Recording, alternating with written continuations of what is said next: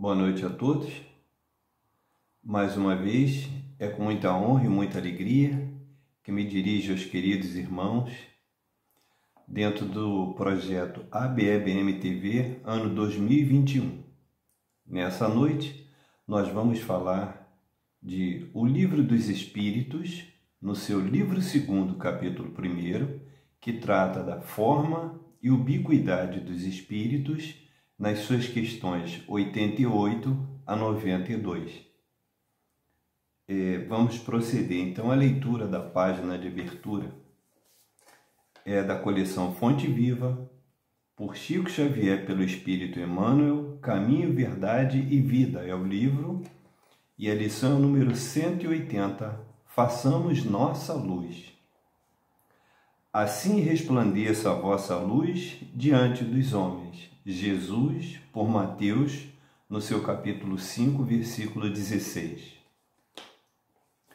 Ante a glória dos mundos, evolvidos das esferas sublimes que povoam o universo, o estreito campo em que nos agitamos na crosta planetária é limitado círculo de ação. Se o problema, no entanto, fosse apenas o de espaço, nada teríamos a lamentar. A casa pequena e humilde, iluminada de sol e alegria, é paraíso de felicidade. A angústia de nosso plano procede da sombra. A escuridão invade os caminhos em todas as direções. Trevas que nascem da ignorância, da maldade, da insensatez, envolvendo povos, instituições e pessoas. Nevoeiros que assaltam consciências, raciocínios e sentimentos. Em meio da grande noite, é necessário acendamos nossa luz. Sem isso, é impossível encontrar o caminho da libertação. Sem a irradiação brilhante do nosso próprio ser, não poderemos ser vistos com facilidade pelos mensageiros divinos que ajudam em nome do Altíssimo, e nem auxiliaremos efetivamente a quem quer que seja. É indispensável organizar o santuário interior e iluminá-lo a fim de que as trevas não nos dominem. É possível marchar, valendo-nos de luzes alheias. Todavia, sem claridade que nos seja própria, padeceremos constante ameaça de queda. Os proprietários das lâmpadas acesas podem afastar-se de nós, convocados pelos montes de elevação que ainda não merecemos. Vale-te, pois, dos luzeiros do caminho. Aplica o pavio da boa vontade ao óleo do serviço e da humildade, e acende o teu archote para a jornada. Agradece ao que te ilumina por uma hora, por alguns dias ou por muitos anos, mas não ouvides tua candeia, se não desejas resvalar nos precipícios da estrada longa. O problema fundamental da redenção, meu amigo, não se resume a palavras faladas ou escritas. É muito fácil pronunciar belos discursos e prestar excelentes informações, guardando embora cegueira nos próprios olhos. Nossa necessidade básica é de luz própria, de esclarecimento íntimo, de autoeducação, de conversão substancial do eu ao reino de Deus. Podes falar maravilhosamente acerca da vida, argumentar com brilho sobre a fé, ensinar os valores da crença, comer o pão da consolação, exaltar a paz, recolher as flores do bem, aproveitar os frutos da generosidade alheia, amontoar títulos diversos que te exornem a personalidade em trânsito pelos vales do mundo. Tudo isso, em verdade, pode fazer o espírito que se demora indefinidamente em certos ângulos da estrada. Todavia, avançar sem luz é impossível. E assim, agradecendo ao Mestre Jesus por mais uma oportunidade de trabalho, por mais uma oportunidade de estarmos em comunhão para pregar o bem, praticar o bem e absorver esse bem que vem do infinito, que possamos, com a graça de Deus, darmos prosseguimento ao nosso trabalho e que a espiritualidade amiga, mais uma vez, nos envolva para darmos conta dessa empreitada. Se conosco, Senhor, agora e sempre, graças a Deus. Bem, o Livro dos Espíritos, por Allan Kardec, foi escrito em 1857. Tem 1019 questões que, somadas às subquestões, vamos dizer assim, o desdobramento de cada questão, deve chegar em torno aí de umas 1.400 perguntas e respostas.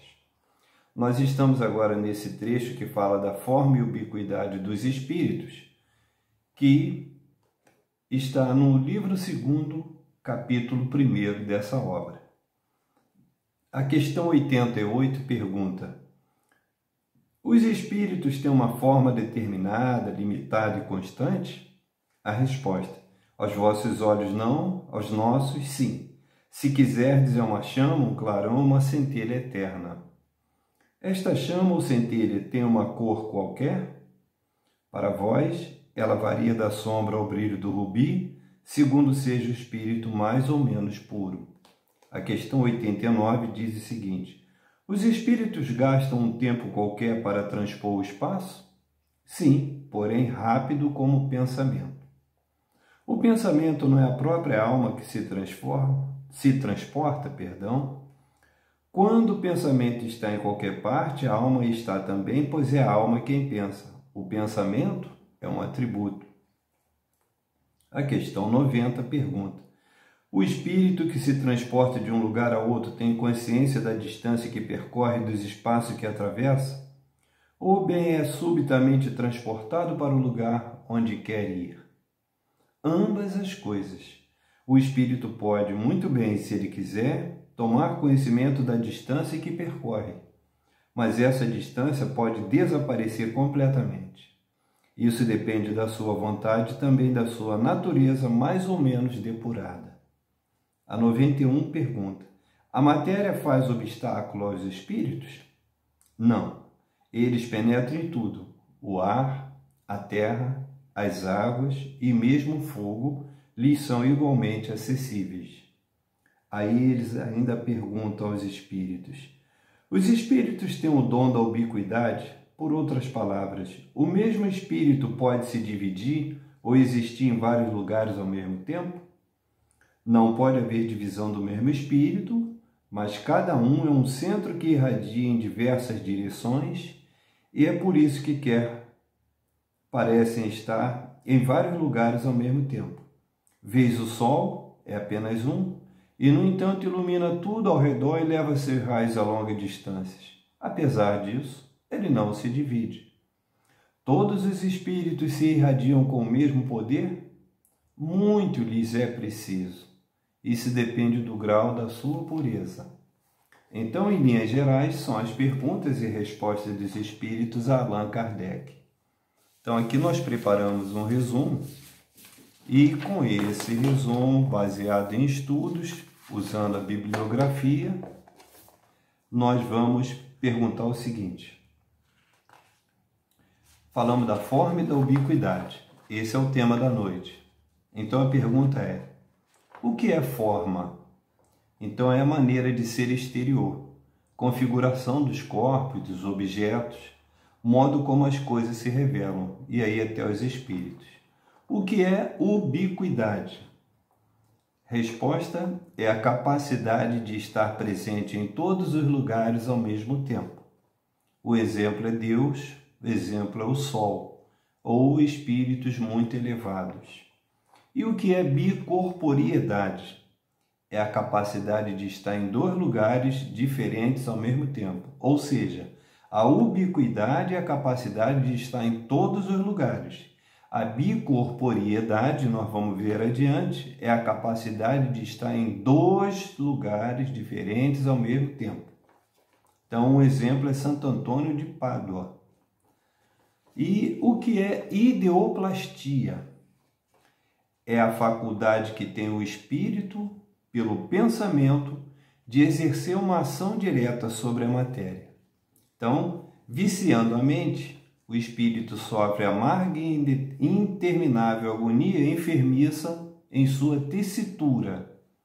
Ele fica mais pesado, mais denso. Vestindo-se de luz, o espírito alça voo altaneiro e voa em direção às vastidões do universo. Já dizia Jesus, o espírito sopra onde quer e vai aonde quer.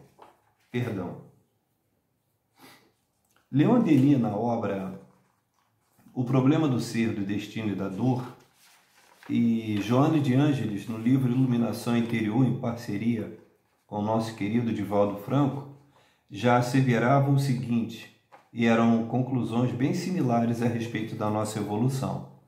Então vamos ler aqui, abre aspas, no reino mineral, o sono profundo, no reino vegetal, a inteligência dormita, no reino animal, sonha e agita-se, no ser mental, acorda, conhece-se e torna-se consciente, fecha aspas. E nesta forma hominal, a próxima meta é o reino angelical, é o que queremos. Agora vamos saber, ao longo da nossa trajetória, se nós podemos, ou ficaremos ainda no sonho por muitos e muitos milhões de anos. Então, no entanto, ainda no reino nominal, cada espírito, ou seja, nós, temos que preservar essa forma que temos hoje, do nosso perispírito, e mantê-la no rumo incessante do progresso, posto que o livre-arbítrio é e será sempre o responsável na modelagem de cada experiência de reencarnação. Então, criados simples e ignorantes através dos milênios, a nossa obra vem sendo edificada e a essa altura nós ainda nos defrontamos com a gula, a avareza, a luxúria, a inveja, a ira, a preguiça, a soberba. Então, são situações em que nós precisamos nos conscientizar de que temos que melhorar. Nós sabemos de há muito das leis perfeitas, eternas e imutáveis de Deus, que traçam repetidamente o roteiro seguro no caminho da esperada purificação.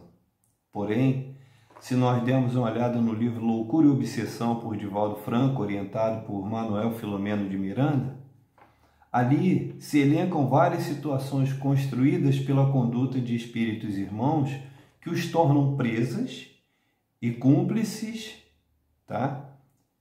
de outras existências. Então, um outro exemplo é o livro O Céu e o Inferno, por Allan Kardec, na segunda parte, quando aparecem lá os capítulos 4, 5, 6, 7 e 8, que fala dos espíritos enfermiços, dos suicidas, dos recalcitrantes, dos espíritos endurecidos e aqueles que passam pela prova da expiação. Então, assim o que seria o estágio de evolução, vira um cárcere de dores e angústias, tornando opaco e disforme um espectro que necessita de luz, nós. Então, agora fazendo um resumo da questão 89 e 90, e é nesse espaço infinito, fervilhado por incontáveis espíritos, as gradações que variam da opacidade mais espessa à mais sutil e diáfane é intensa e constante. Não há limites para a locomoção. Ou seja, desde o arrastar-se no lodo pútrido e até a volitação mais suave, o espírito, em essência, tem a força do pensamento para deslocar-se, respeitando-se, é claro, os limites de tempo e espaço compatíveis com seu grau de evolução. Então, quanto mais fluido, mais sutil, mais diáfano, mais rápida a volitação. Quanto mais denso, mais preso no lodo, mais escuro, mais dificuldade de locomoção. Então, nós temos como exemplo aqui o diálogo de Jesus com Nicodemos, que era um fariseu e doutor da lei no Templo de Jerusalém, que foi bem retratado no capítulo 14 do livro Boa Nova, por Chico Xavier com Humberto de Campos, guardando referência com a lição com o livro de João, o Evangelho de João, no seu capítulo 3, versículos 1 a 36, em especial no capítulo 3, versículos 8 a 10, que assim se reproduz, abre aspas. O vento sopra onde quer, e ouves a sua voz, mas não sabes de onde vem, para onde vai. Assim é todo aquele que é nascido do Espírito. Disse Jesus, e Nicodemos perguntou, como pode ser isto? E Jesus então interpelou Nicodemos. Tu és mestre em Israel, e não entendes estas coisas? Fecha aspas. Então, assim está na Gênese também por Allan Kardec, no capítulo 14, item 14, abre aspas. Os espíritos atuam sobre os fluidos espirituais, não manipulando-os como os homens manipulam os gases, mas empregando o pensamento e a vontade. Fecha aspas. Ou seja, quando a mente irradia um pensamento, materializa uma onda de natureza muito sutil, cujo comprimento e vitalidade depende da capacidade mental daquele que irradia. Se é um espírito elevado, esse pensamento vai se irradiar de forma fantástica e vai alcançar até o mundo, outros mundos, como é o caso de Deus, é o caso de Jesus. Agora, ainda na matéria estamos limitadíssimos, mas o nosso pensamento também flui. Ele também tem força, ele também plasma. Então, haverá sempre o espírito que gera, encarnado ou não, e o espírito que recebe, encarnado ou não. Demonstrando, então, a lei da reciprocidade, da afinidade, da comunhão. Então, ideia, pensamento sombrio, escuridão e negatividade. Ideia, pensamento luminoso, consequentemente, luminosidade e positividade. Então, agora no resumo da questão 91, os espíritos de luz ou de sombra estarão sempre atraídos pela frequência vibratória que emanamos, onde quer que estejamos. A mente pulsa, a mente plasma, a mente atrai. Então, através da ideoplastia, que nós perguntamos e respondemos lá na frente, o pensamento constrói ou destrói. Água, terra, fogo e ar não são objetos para impedir que o pensamento flua no universo, pelo fluido cósmico universal. Ele alcança o objetivo, ele chega na distância, ele vai aonde o pensamento quer. A mente irradia esse pensamento e é capaz de construir ou de destruir, dependendo da tendência que nós, espíritos ainda encarnados, possamos ter na face da Terra, ou desencarnados, produzindo também resultados, bem às vezes, adversos daquilo que nós gostaríamos que fosse. Então, cultivemos o otimismo, a fé, a esperança e diariamente pratiquemos a caridade. Então, nossas atitudes é que, junto com o pensamento, atrairão os bons espíritos e, em harmonia com os nossos protetores espirituais, ensejarão melhores condições para evoluirmos. Isso é uma certeza, né? E aí, refletindo sobre a questão 92, que demos a pergunta e a resposta, quando fala da ubiquidade. Então, nós vamos falar que a ubiquidade de Deus, que é a perfeição absoluta, flui através do fluido cósmico universal. Então, Deus está em tudo e tudo está em Deus. Tudo está submetido e encontra sublime expressão em Deus. Então, dessa forma, tudo criado no universo terá sempre a perfeição relativa, porque perfeição absoluta somente Deus a possui. Então vamos ressalvar, todavia, que o espírito em qualquer posição na hierarquia das criaturas é indivisível, tem que esclarecer sempre isso, tá? E podendo irradiar seu pensamento em todas as direções. Dependendo do grau de evolução moral, a centelha brilhará como o sol, alcançando todos os quadrantes, balsamizando dores e angústias daqueles que, ungidos, tragam além das chagas do pecado a graça do merecimento. né? Porque não é só se prostrar, pedir que vai receber. Depende muito, como dizia Jesus, a cada um segundo a sua obra, né? Então, afora a ubiquidade, o espírito elevado tem também o atributo da bicorporiedade, exemplificando-se com o Santo Antônio de Pádua. Nesse caso da bicorporiedade, normalmente é do espírito encarnado. Então, esse santo querido, que é um dos doutores da Igreja Católica, estava fazendo uma pregação na Itália, justamente na cidade de Pádua, quando foi avisado, entre aspas, ou seja, teria sido a intuição, um espírito elevado também veio e lhe tocou ao ouvido e trouxe pelo pensamento? Isso nós não sabemos. Então essa notícia chegou a Santo Antônio dizendo que o pai dele, que estava em Lisboa, Portugal, havia sido acusado de um homicídio que não cometeu e que por esse crime ele seria sentenciado à morte. E o que fez Santo Antônio?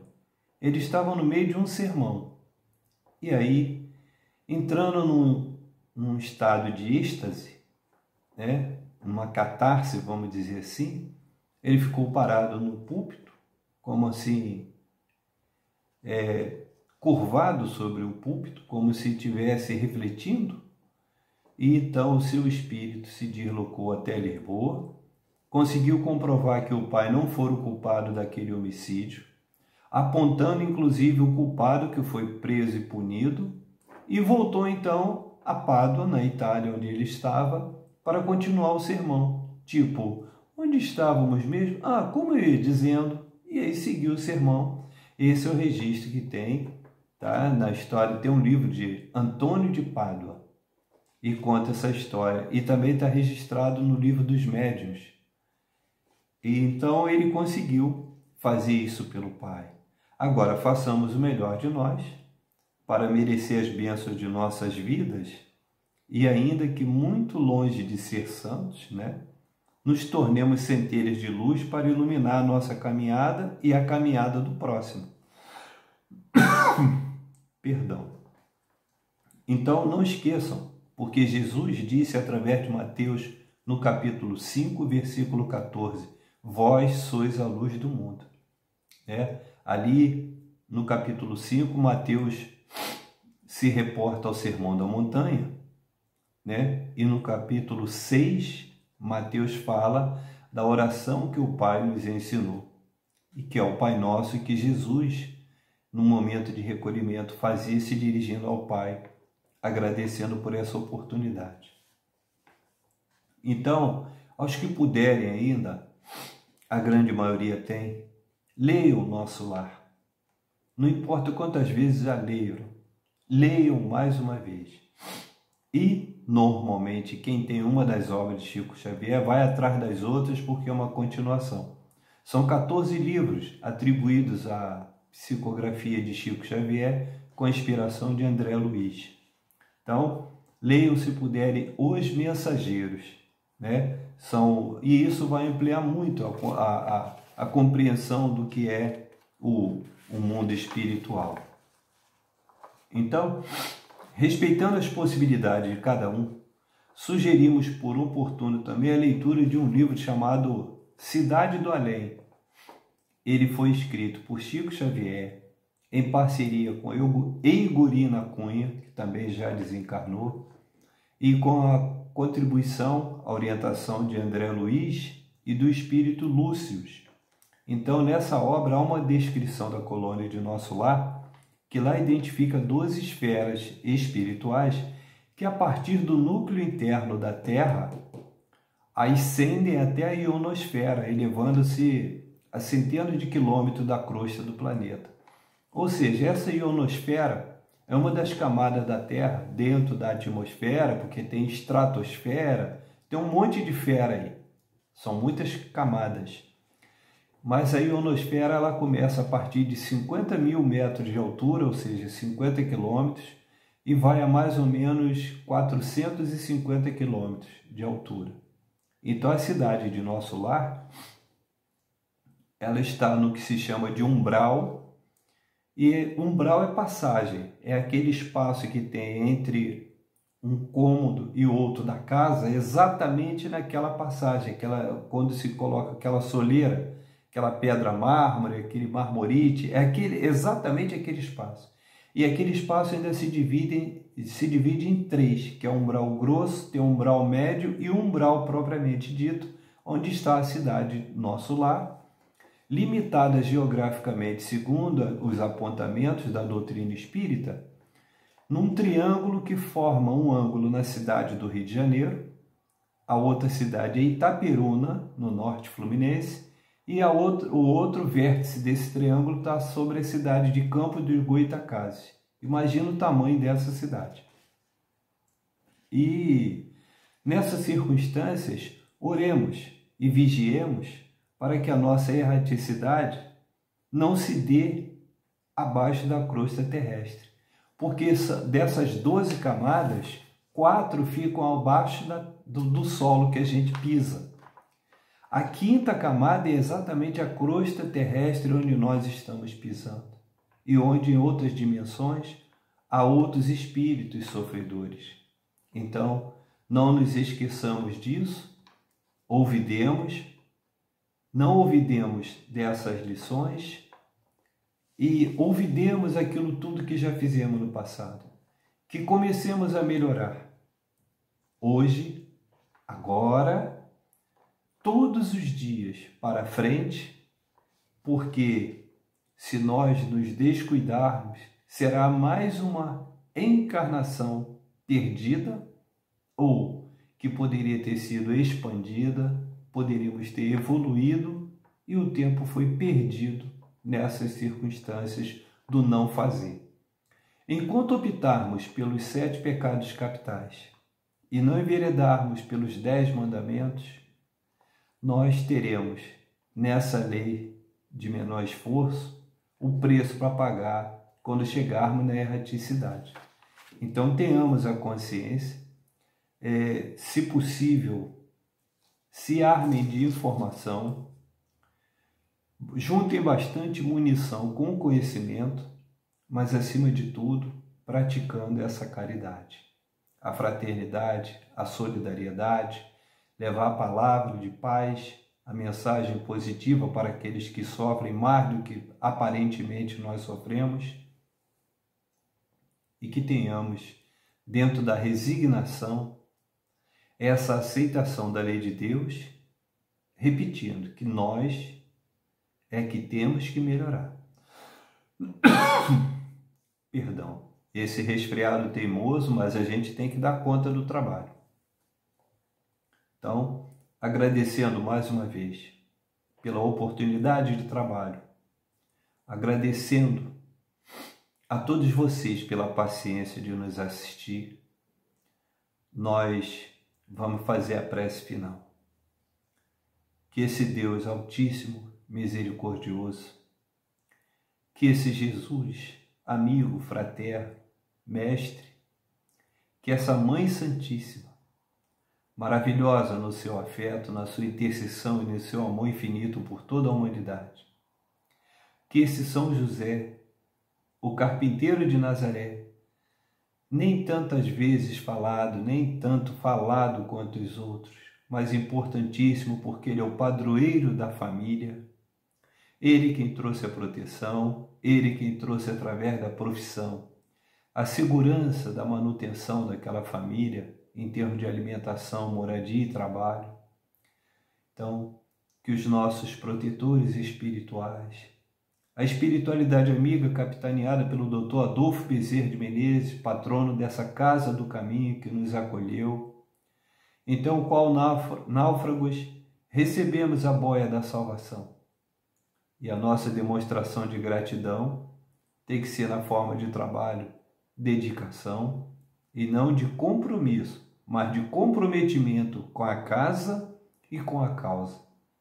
Abençoa-nos, Senhor, agora e sempre, graças a Deus. A todos vocês, uma boa noite e o meu muito obrigado.